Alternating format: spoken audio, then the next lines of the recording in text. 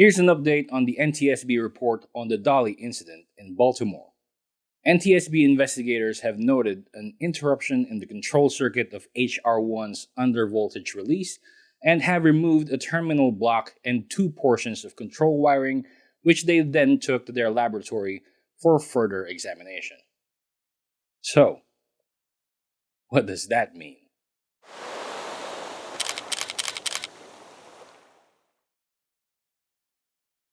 On June 24, 2024, the NTSB has released an update on its investigation into the contact of the container ship Dali with the Francis Scott Key Bridge in Baltimore, which led to its subsequent collapse.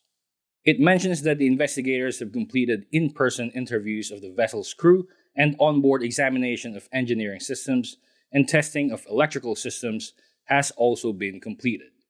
As most of us know by now, during the incident, the electrical breakers HR1 and LR1 unexpectedly opened when the vessel was approaching the key bridge, causing the first blackout. During the course of examining and testing the vessel's electrical power distribution system and control circuitry, the NTSB investigators, in coordination with the ship's crew and other parties involved, noted an interruption in the control circuit for HR1's undervoltage release. Now, what exactly is an undervoltage release? Basically, it is a device that trips a circuit breaker when voltage falls below its set point.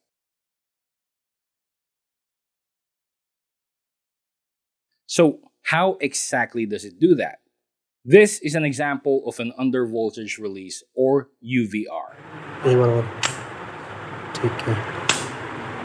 It's practically a coil which generates a magnetic field when energized with electricity.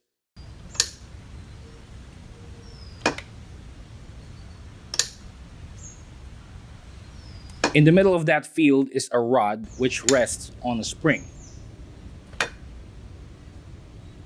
If the coil is energized, the magnetic field becomes strong enough to pull the rod and overcome the spring force.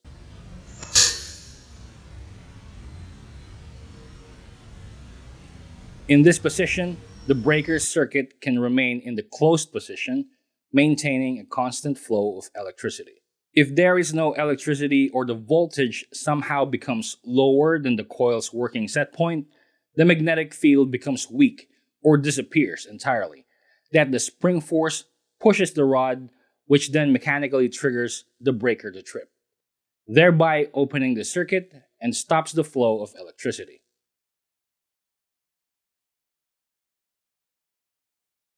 So, as previously mentioned, during the testing conducted by the NTSB, they noted an interruption in the control circuit for HR1's undervoltage release, meaning the coil was somehow de-energized, which caused the breaker to trip. Now, what could have possibly caused this? First would be a blackout, of course, or if the generators themselves trip. However, we all know by now that the generators didn't stop during the first blackout, so there was power available. Based on this fact, we can assume that the NTSB investigators suspected something might be wrong with the control circuit for the undervoltage release. And since it's a very straightforward arrangement, they removed a terminal block and two portions of control wiring associated with the undervoltage release and took it to their lab for further examination. Presumably, they will check the continuity of the circuit and for loose contacts. In any case, that's pretty much the main update they have added to the initial report. It still doesn't explain a lot of things, but I hope they get to the bottom of it soon. But honestly, based on what we're looking at right now, it seems like the cause of the initial blackout will be tagged to faulty wiring. Once again, thank you for watching and see you on the next one.